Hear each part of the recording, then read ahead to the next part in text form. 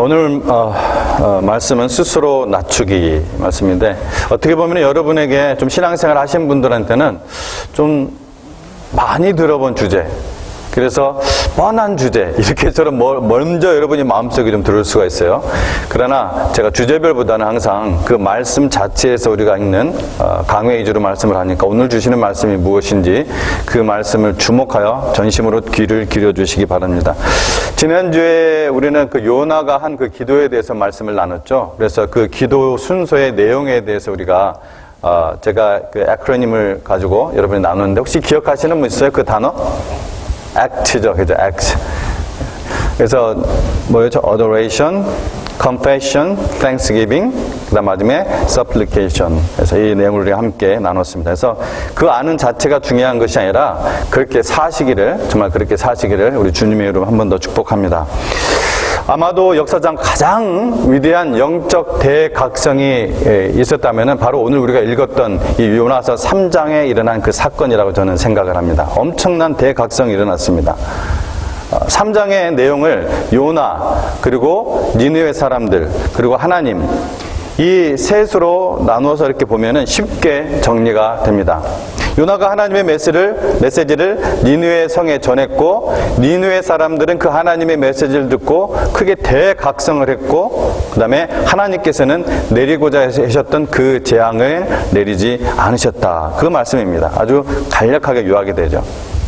그래서 이 아침에 우리는 하나님의 심판의 메시지를 들은 이 니느웨 사람들의 그 반응을 통해서 하나님께서 우리에게 주시는 그 교훈을 함께 나누기 원합니다.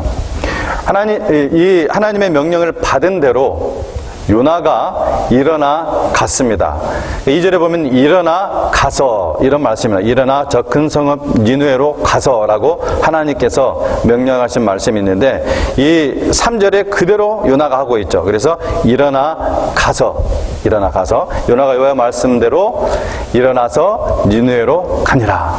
이렇게 정확하게 말씀을 순종하고 있는 모습을 보는 거죠. 또 이 3절에 아예 그 앞에 여호와의 말씀대로란 이 문구는 1장의 요나와는 정반대로 이제 여호와의 말씀에 순종해서 지금 니느웨에 갔음을 강조하고 있습니다. 니느웨는 3일 동안 걸을 만큼 큰 성읍이라고는 성경은 말씀해주고 있는데, 이 말은 무슨 말이냐면은 이 큰 성읍의 이쪽 끝에서부터 저쪽 끝까지 걸어가는 길이 3일이라기보다는 이 큰 성읍에서 하나님의 그 말씀을 다 전하려면은 3일이 걸린다, 이런 의미입니다. 그런데 이 4절에, 우리가 읽은 이 4절에 흥미로운 상상을 유발하는 그런 내용의 말씀이 나옵니다.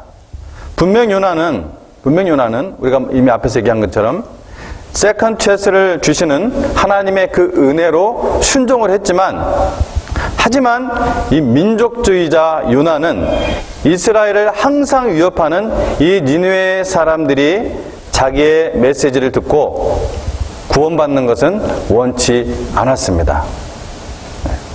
우리가 4장을 보면 알 수가 있어요. 하나님 말씀에 분명히 순종해서 갔는데 그 하나님의 메시지를 듣고 니느웨 사람들이 회개하고 구원받는 것은 원하지 않았어요. 그런데 웬걸? 말씀을 전하는 첫날부터 3일 동안 전하는 곳이라고 했잖아요. 근데 첫날부터 엄청난 대각성이 일어난 거예요. 보통 설교자가 이런 반응이 일어나면 어떨까요? 저를 한번 생각해 보세요. 굉장히 막 기뻐하고 하나님께 영광을 돌리게 되는데, 아이러니하게도 이 설교자 요나는 자기가 전한 메시지에 대해서 이렇게 반응하는 모습을 보고 아주 못마땅하고 화가 났어요. 이러면 안 되는데 이 악한 것들이 왜 이러지?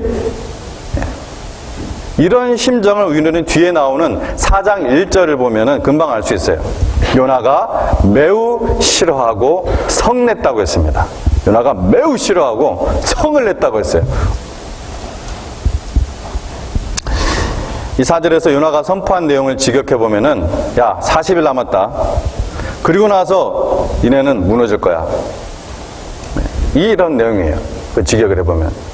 요나는 니느웨의 재앙이 임할 그 40일을 기다렸습니다. 즉 그는 니느웨가 재앙받을 날을 고대하며 40일을 카운트다운하고 있었어요. 그런 심정이에요.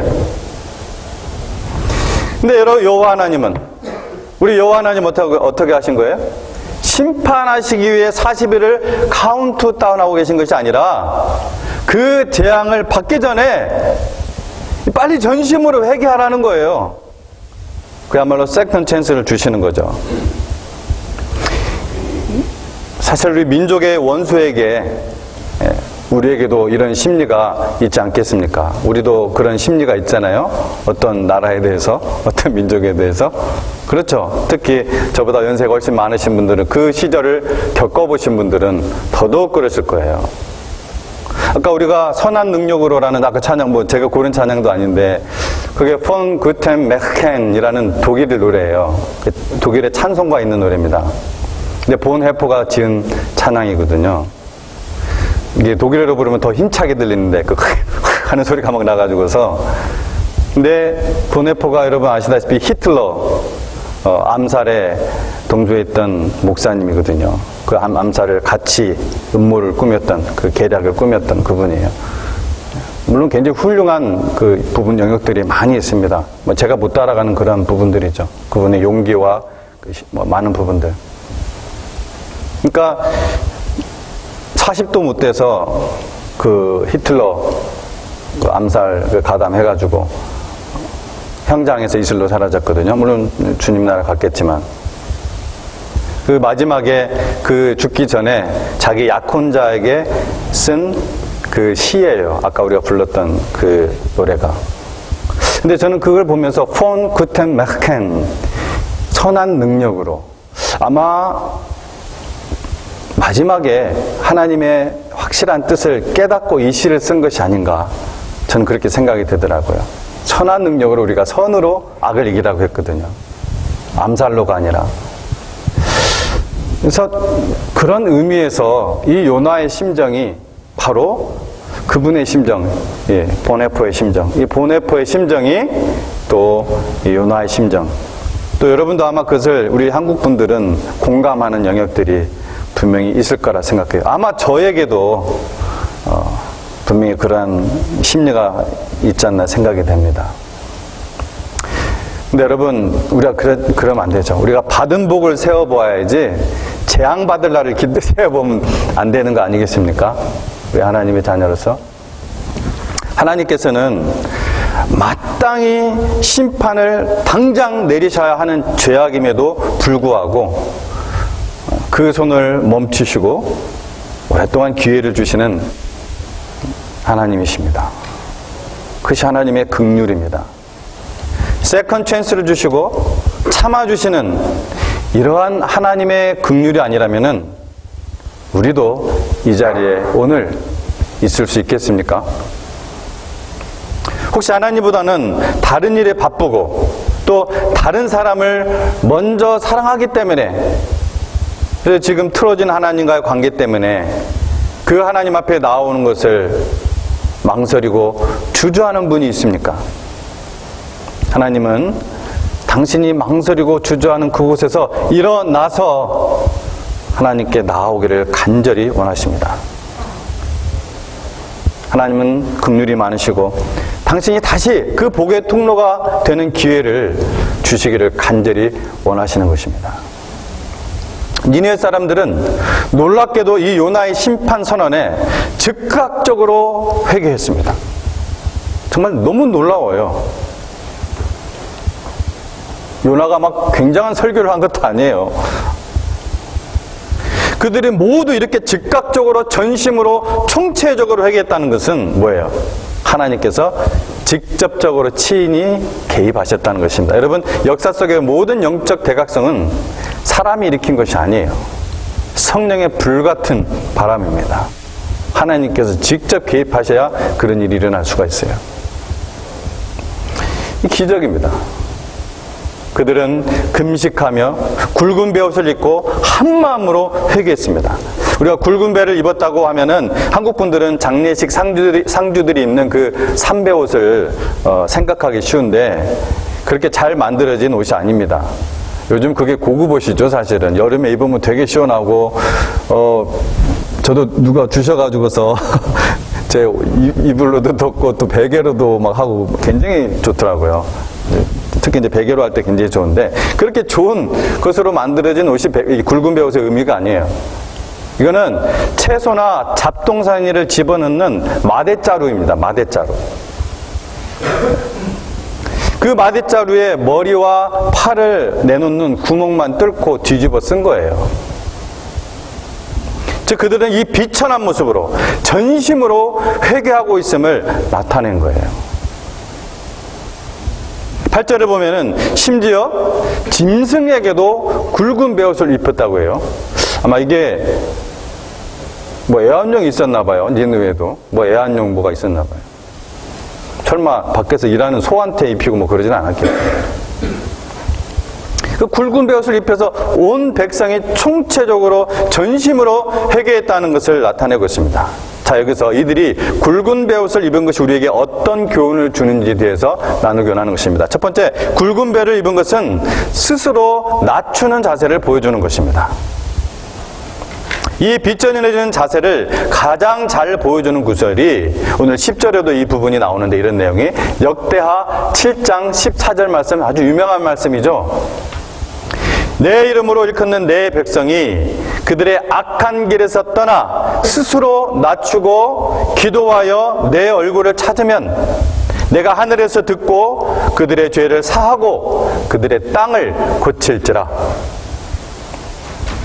이 말씀에서 스스로 낮추고의 그 원뜻은 무릎을 꿇다, 완전히 엎드러지다, 이런 의미를 갖고 있습니다. 그래서 무릎을 꿇고 엎드리는 것은 우리 또 이 동양 분들은 너무나 잘 알죠. 그것은 그 앞에 계신 분에 대한 전적인 복종, 공경, 그분을 높여드리는 그 마음의 표현이죠. 이러한 뜻 때문에 스스로 낮추고는 좁은 의미에서는 회개를 의미하기도 하지만, 이게 넓은 의미로 해서는 하나님을 섬기는 신앙 그 자체를 의미하는 것입니다. 하나님을 섬기는 신앙은 스스로 낮추는 마음이 없이는 있을 수가 없습니다. 결코 할 수 없습니다. 하나님께 예배 드릴 때도, 찬양 드릴 때도, 기도할 때도, 회개할 때도, 봉사할 때도 이 스스로 낮춤이 있어야 합니다. 저는 이 스스로라는 말 때문에 사실 알쏭달쏭한 적이 좀 꽤 오랫동안 있었습니다. 이 스스로 하니까 왠지, 우리나라 말이 스스로 하니까 왠지 자기의 힘으로 낮춘다는 말처럼 들리기 때문인 거예요. 스스로 낮추라. 그래서 이 스스로 낮춘다는 의미를 제가 좀 묵상한 적이 있는데, 그것을 좀 짧게 나누기 원합니다. 이 자신을 낮추는 것에도 종류가 있어요. 첫 번째는 그래야 한다고 배웠기 때문에 마지못해 하는 형식적인 그러한 낮춤입니다. 그래야 한다고 배웠으니까 마지못해 하는 어떤 그런 마음으로 하는 것이 아니라 그냥 겉으로 형식적인 낮춤. 자기 속에는 그것을 행해야 되는 그러한 동기가, 내적인 동기가 없어요. 그래서 어떤 자리와 어떤 상황 때문에, 자기 체면 때문에 겉으로만 겸손을 표하는 것입니다. 두 번째는 이것이 어떤 수단이 되어서 다른 무언가를 얻기 위한 율법적인 낮춤입니다. 쉽게 하면 은큼한 낮춤. 하나님께로부터 무언가를 얻기 위한 수단으로 낮추는 자세. 하나님을 구하기보다는, 그 하나님 자체를 구하기보다는 그 하나님 손에 들려있는 선물에 눈이 가 있는 것입니다. 그 선물에 마음이 가 있는 것입니다. 그러나 하나님께서 원하시는 스스로 낮추는 자는 하나님 앞에서 참된 동기와 참된 감동이 있습니다.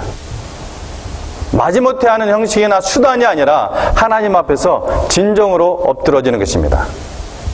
하나님 앞에서 진정으로 여러분 갈급하여 엎드러지십니까? 스스로 낮추는 자는 하나님 앞에 기도하며 하나님의 얼굴을 구합니다. 하나님을 찾습니다. 그래서 비록 자신의 생명을 지탱하는 그 모든 것들이 다 사라진다 할지라도 오직 나는 여호와로 인하여 기뻐하리라, 그런 찬양까지, 그런 고백까지 하는 것 아니겠습니까? 하박국의 노래였죠. 이렇게 스스로 낮추는 것은 악한 길을 떠나 하나님께 돌아가기 위해서 반드시 필요한 모습입니다. 니네성의 모든 사람들은 바로 그렇게 한 거예요. 그렇게 해서 그 성이 회복된 것입니다. 회복된 거예요. 세속 문화의 많은 사람들은 이 그리스도인들의 모습을 보고서 나약하다고 풍자합니다. 프리드리히 니체 같은 사람은 신에게 무릎 꿇고 엎드려지는 믿음은 사람들을 나약하게 만든다고 했습니다. 또 칼 마르크스는 신앙을 대중의 아편이라고 했습니다. 실제로 세상의 많은 사람들의 예수님에 대한 인식은 온유하고 부드럽고 연약한 모습입니다.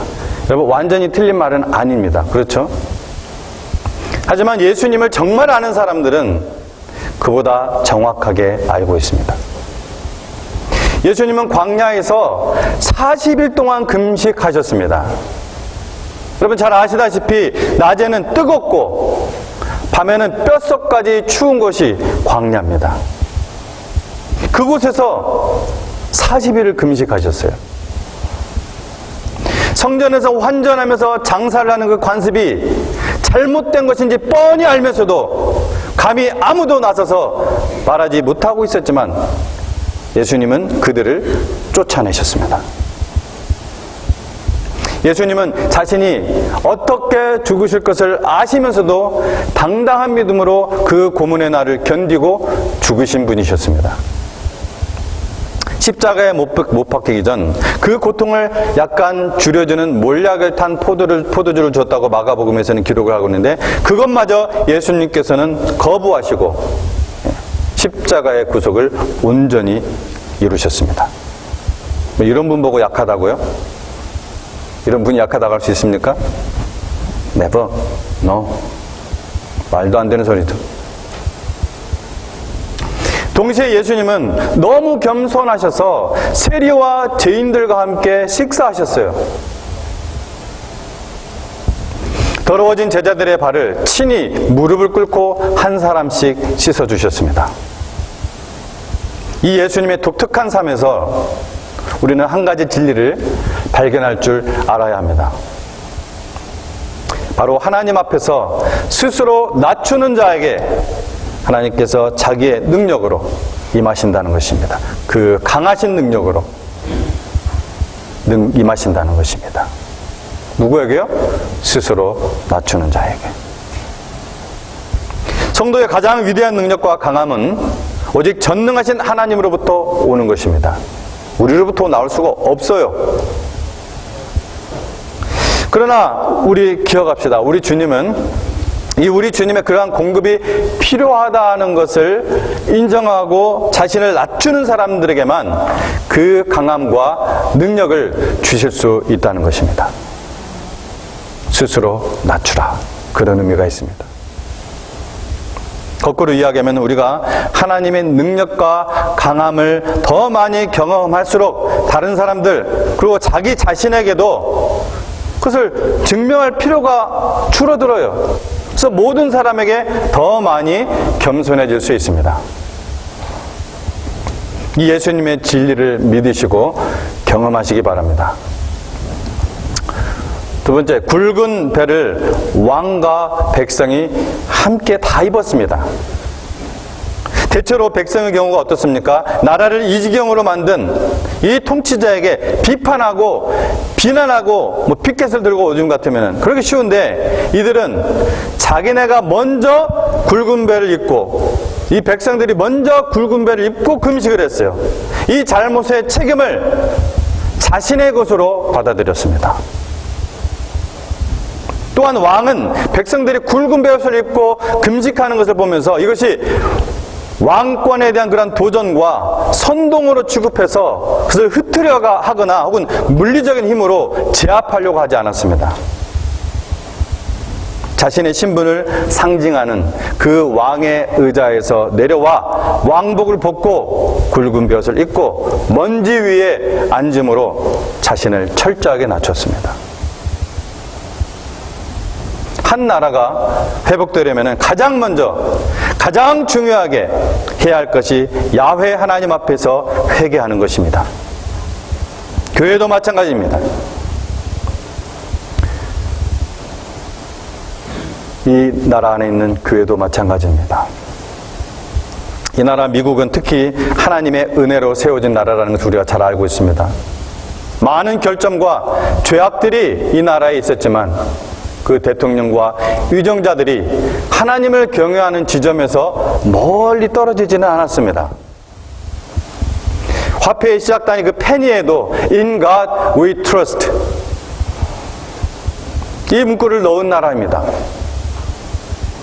그 문구에서 God은 애초에 그냥 아무 종교의 신을 의미하는 것이 아니에요. 아브라함의 하나님, 이삭의 하나님, 야곱의 하나님, 그 여호와 하나님을 의미하는 God이었습니다.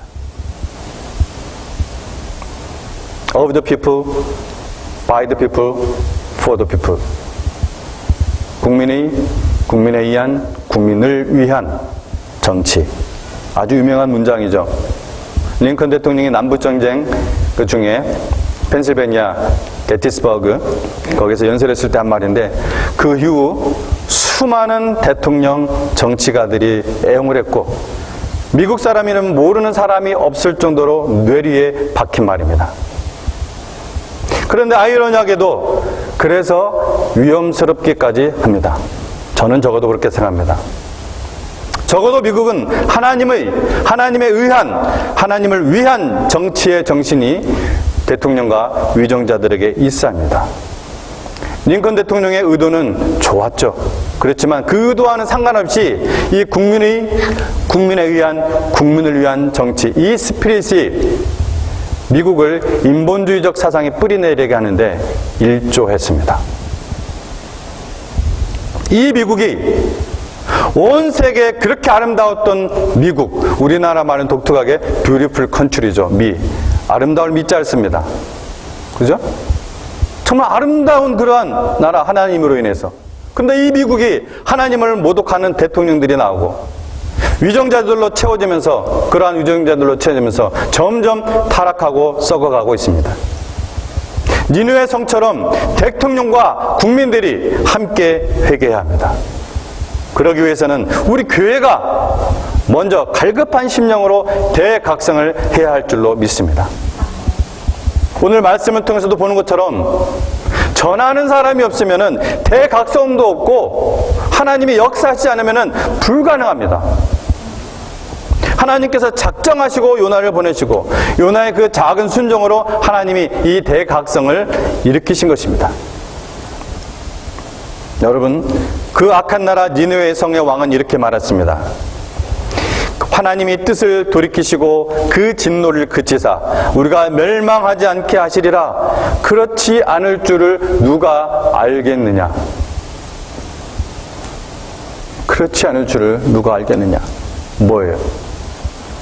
저는 오히려 그 마지막 그 말이 왕이 그 갈급한 심정, 그리고 아주 비천해지는 그 모습을 보여준다고 생각합니다.